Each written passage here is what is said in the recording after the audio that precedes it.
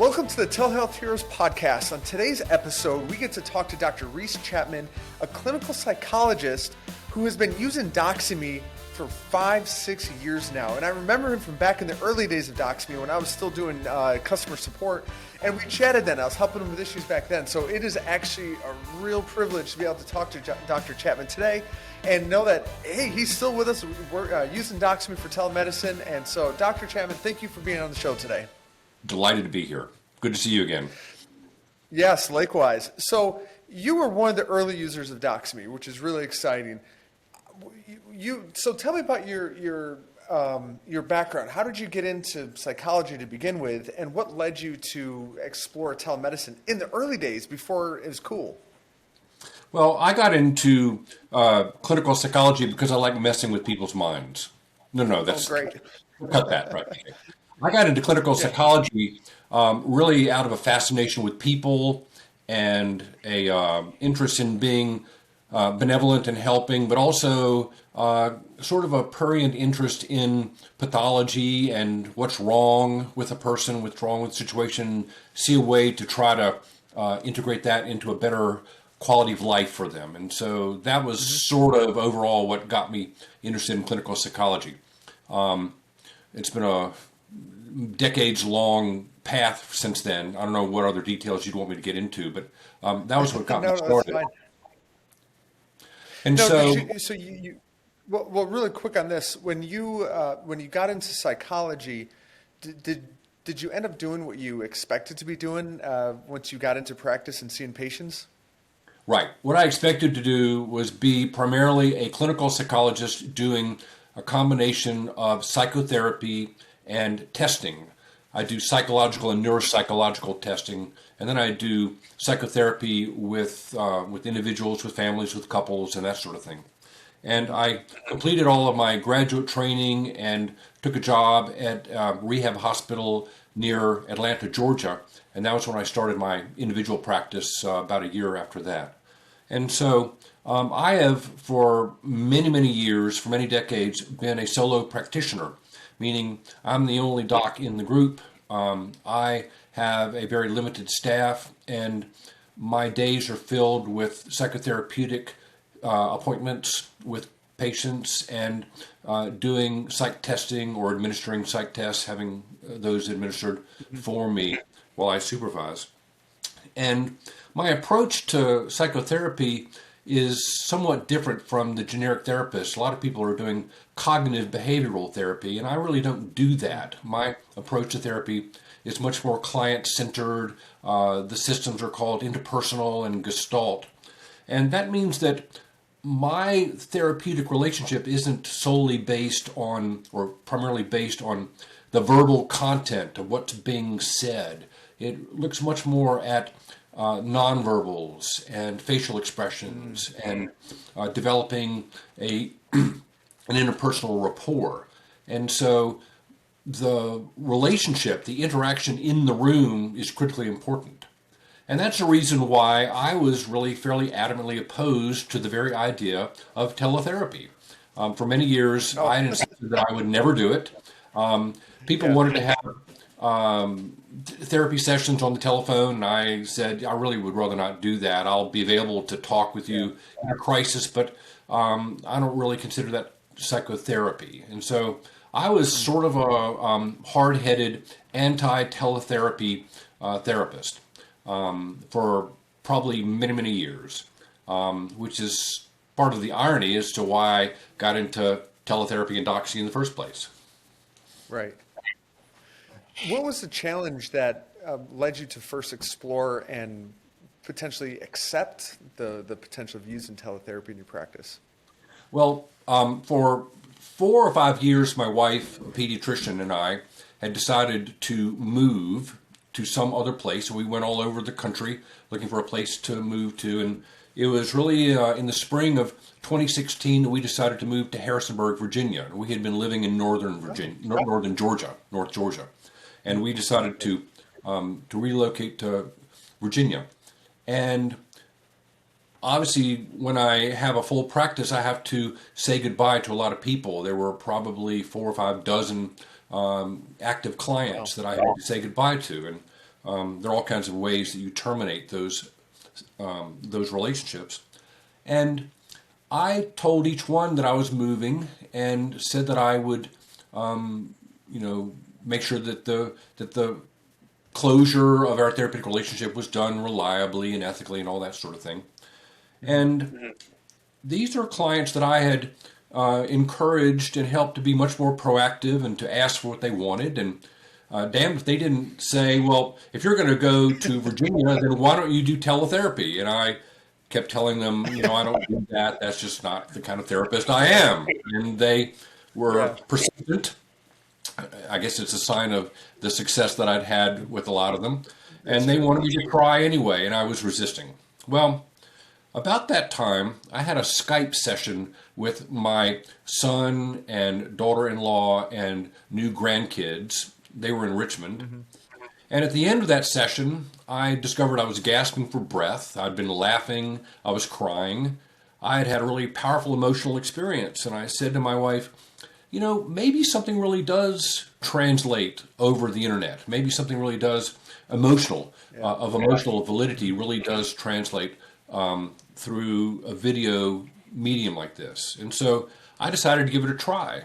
And with a select number of patients in North Georgia, we had a few sessions, and they were absolutely dreadful. Now, in Georgia, most people had dial-up or slower, and so the connections were terrible and the equipment was terrible. And yet, I discovered that I was able to maintain our relationship and to have a good therapeutic rapport, despite all of the technical issues. And I said, well, I'm willing to give this a try. And so in I guess it was the early summer of 2016, we relocated to Harrisonburg, Virginia. And I spent about a week moving into a new home. And then I opened what was an office, but it was in our rental B&B, and discovered that I had a full caseload. I had a complete caseload of patients, all of them in Georgia, not a single patient in Virginia. And I had much better quality of connection with the internet, and I had an assistant who was invaluable in helping me arrange this. Some of my patients from Georgia would log on from their own devices. A great many of them would go to my office, which was still open in Georgia, and sit in my office. And we had a Doxy rig there. We had a laptop system that was working, and that was how I got started. So I came to Harrisonburg, Virginia, with a full caseload of Georgia patients. No, I'm curious. That was 5 years ago. How many of those patients do you still see today? Probably about 10 or 12, and it's much more intermittent. And there's some that I see that I didn't have any kind of therapeutic relationship with before leaving, but these were their kids or their friends or whatever. So it was referrals from other patients at the time. So you're able to do you maintain that office in Georgia still? No, that office has been closed for several years now. So everybody logs in from home or from their cars. My last patient was logging in from her car because she found that the only place she could get a sense of privacy was out in her vehicle. Yeah, that is something that many people have said, that they prefer being in the car because nobody else can hear them and it's quiet and safe. And these are really interesting insights you don't think about, you don't plan for. It just happens, and patients bring these interesting things.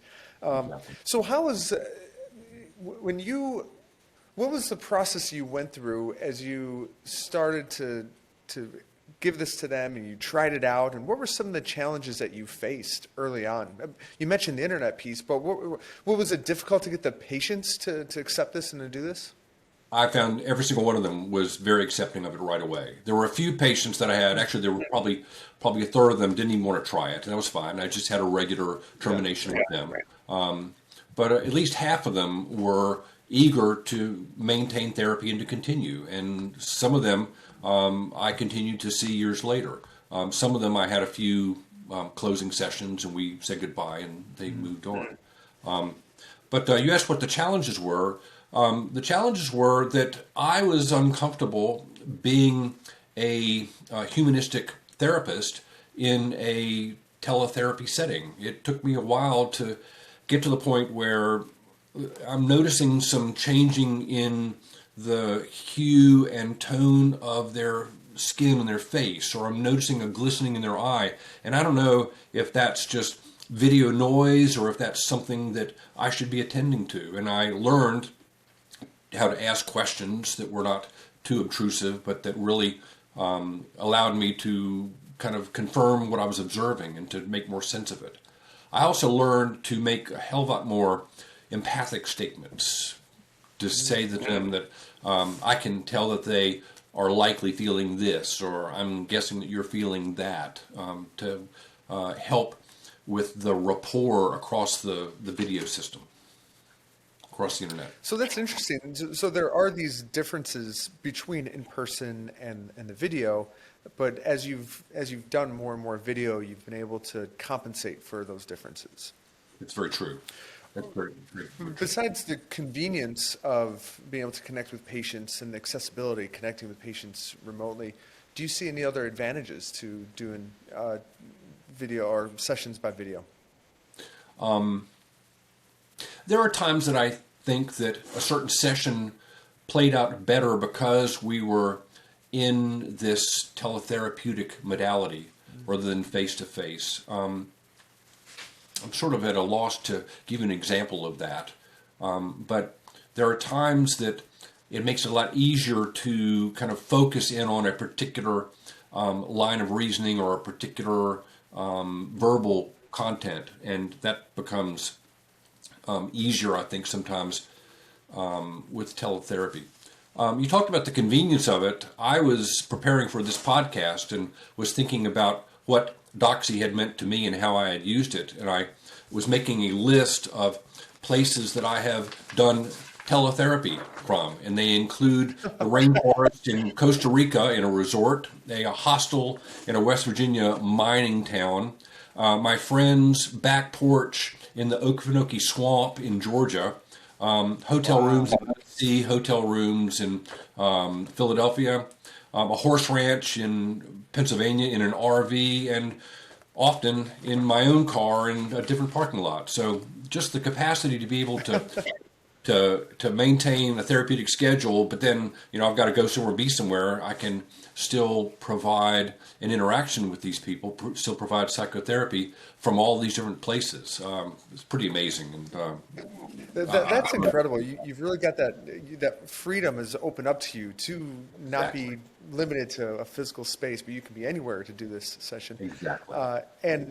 And speaking of which, tell us where you're at now and why you're there, and have you done any video sessions from here? Yes. So I do lots of... my wife and I work in Northern Virginia. We work in Ashburn. And normally when I'm doing Doxy sessions, I do them from our home, which is in Leesburg, a city just about 10 minutes away. And that was where I was intending to have my podcast. I've got my carefully decorated and laid out office and all of my better sound equipment and better cameras and stuff like that.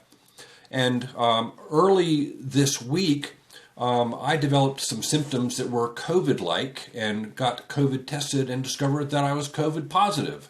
And so we then decided to quarantine, and to do so, we decided to go to our home. We have a home in near Harrisonburg in the Shenandoah Valley. And so that's where I am linked in to you, is from the Shenandoah Valley.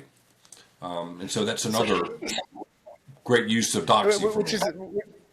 Which is incredible, because COVID has really gave a shot in the arm to the whole telemedicine industry, and the fact that you were a telemedicine leader before COVID, but are now have COVID and are able to do this call is just an incredible bit of irony, to say the least.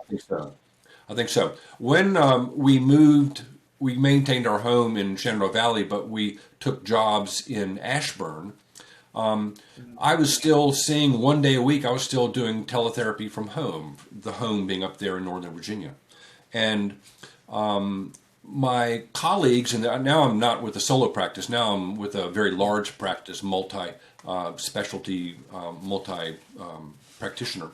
And they were sort of rolling their eyes that I'm still doing this teletherapy stuff. They really liked to be with the patient in the office and to have that kind of rapport. Nobody that I knew of was doing teletherapy until the second week of March of 2020, when all hell broke loose, and all of a sudden they're saying, "Now, don't you do teletherapy?" And I think I got you about 20 Doxy users that week. We appreciate it. Right. So as you, and this is something that we found as well. A lot of people, when COVID came, they said, "Oh my gosh, we got to use telemedicine. What do you use?" And many people, many people say, "Oh yeah, we use Doxy.me. Okay, great, we're going to use that." What was the experience of those colleagues of yours as you had the time to ease into it over many years. They just got thrust into it overnight. What was their experience like? I think they very smoothly transitioned from what I can tell. I never heard any horror stories. What happened was they started asking me questions. And so I sent an email to them saying, here are some things you might want to think about. You might want to think about getting a better camera. You might want to think about having something to prop up your laptop. You might want to have, a better quality microphone. You might want to make sure that all of your internet devices in your home are turned off except for the one that you're using for Doxy, and get your clients to do the same thing, and get your clients not to sit with a flat wall behind them because you'll get audio feedback, and make sure that they turn off the ceiling fan because that disturbs, and all these things that I've learned over the years. I was able to pass that information on to them, and I think that helped a lot of them be much better prepared to get started with the whole process. Do they still roll their eyes at telemedicine, No. or have they converted as well? Right. A good many of them never did return to the office. So I returned to my office back in March or April of this year, and started seeing more and more clients face to face, and was back to having maybe 2/3 of my practice being face to face until the Omicron variant appeared, and then I withdrew again into totally teletherapy setting. So I'm seeing all of my Northern Virginia patients through Doxy as well. I was working again from Leesburg, but now I'm quarantining in the Shenandoah Valley. Right. It's using telemedicine to keep your patients safe from you with COVID. So which is ironic. Exactly. Yeah. Right. Yeah. Now, so you've gained all this freedom, and you've been able to see these patients, maintain the patients from Georgia, and really in many ways, it sounds like it's changed your practice and the trajectory of your practice. And where do you think you would be if you hadn't converted to telemedicine and you still stayed in the old school in person only? Well, that's a fascinating question. I'm not sure I'm ready to answer that one right yet. That's a great one. I'd like to think that I'd be in pretty much the same place that I am, but clearly if I weren't using telemedicine, it would have created some major obstacles to providing therapeutic services. To providing psychotherapy would be much more difficult to provide. I think it would have drastically limited my availability to them and their availability for me. And moving from Georgia to Virginia, and if you didn't have those patients with you, would it have made it more difficult for you to get up and running, and talk about what it would have been like if you didn't have those Georgia patients to help you transition? No question. No, I know how to start a practice. I know how to go and visit all of the doctors and all of the lawyers and all of the probation officers and people that might be sources of referrals. And I was prepared to do all of that in Harrisonburg upon arriving. But I actually postponed doing that much longer than I should have. It was almost a year before I got seriously involved in trying to develop and grow my Harrisonburg practice, my Virginia practice, just because Doxy was so successful for me. Yeah, no, so that's interesting. So you moved to a new state and didn't really truly put in effort to go get new clients for a year before. Yeah, and it's probably because some patients were finishing up and you had more time available. Right. That's incredible because moving to a new area is stressful and busy enough, and then having to start a new practice on top of it, that's just a lot. So it seems like it helped transition that as well. Oh, it was. No, go ahead. I was going to say it was quite a blessing. It really it made all the Cool. difference. Right. Yeah, so it's interesting that it's allowing you to expand outside of your regional footprint, and really there are no barriers or geographic limitations to the patients you can Right. take. Exactly. Right. Right. Interesting. Um, what do you think the future of healthcare looks like? Well, I have a wife who is a pediatrician, and I'm a clinical psychologist, and my father is a retired oncologist, and Ah, I have seen in my life medicine and healthcare undergo really traumatizing, painful transformations, and I find it increasingly difficult to predict what's going to happen. I truly hope that teletherapy becomes a very established and well utilized medium for providing healthcare services. And I think clearly that has happened. I'd love to think that it wouldn't have been just because of the pandemic that this was necessitated, but I'm hoping that that continues. I had misgivings about the possibility of insurance companies wanting to change their policies to make teletherapy no longer reimbursable or reimbursable at a lower rate. I'm not aware that that's happening as of yet, but that is of some concern for me. It really seems to me that the that that that okay. It really seems to me that healthcare has moved beyond the fee for service. Come into my exam room and tell me your symptoms, and I will write you a prescription. It has moved well beyond that. I know that when I see a physician for myself as a patient, I rely very heavily on the ability either to meet with them in their office, if that's available, or to be able to log into their teletherapy mode and to make use of that. So I find that very, very helpful as well. As for what the future holds, I would have difficulty hazarding a guess. That makes it Did you convert your? Go ahead. that makes it all very exciting in many ways and Right. frightening in other ways. Right. Yeah, uncertainty is definitely scary, and COVID brought a lot of uncertainty. It was scary for a lot of people, but the technology that's coming is also there to help make things easier as well, which is exciting. Right. What is one thing that Doxy.me can do better for you? The Doxy can do better for me in comparison with Yeah, what? is there a feature that we can add, or is there something that we can improve that will improve your experience? Nothing comes to mind for me. I have really failed to make use of all of the, for example, you have apparently a very effective payment system. I've never made use of that. I've thought of trying to do that, but all of the billing is done in-house within my current practice in Ashburn. So Gotcha. I like it that I have the capacity to have multiple clients logged in at once. That enables me. I've done family therapy with 5 people in at once. I think that Yeah. I think that's all been very helpful. I will tell you that there are times that I can't get a good connection, and usually that's because of a weakness on the part of the client's internet. And there are Right. times that I will switch to a different modality like Zoom. And I always explain to them that this is not secured, and they say they don't care. And so we log on with Zoom. So if there is some way to make it easier or I don't know how I would say this, if there's some way Yeah. for the connection to be better utilized so that we didn't have difficulty connecting over the internet, that would be an improvement that I would love to see. Yeah, Again, no, definitely. Go ahead.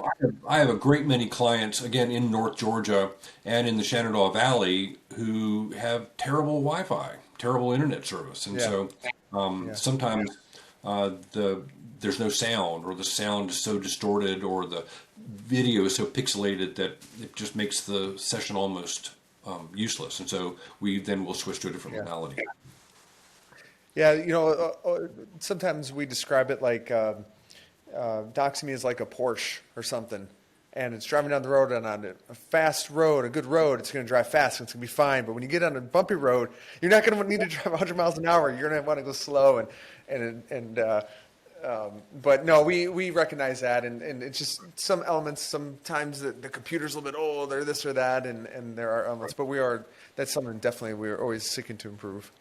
I hope you don't mind, but I'm going to steal that analogy and make use of it and explain to my please. Please. Well, Dr. Chapman, thank you so much for your time today. I really enjoyed the conversation. I've enjoyed this too. And thank you for being such a long-time user and being a big advocate of Doxy.me as well. Right. I appreciate that. Thank you for what you do.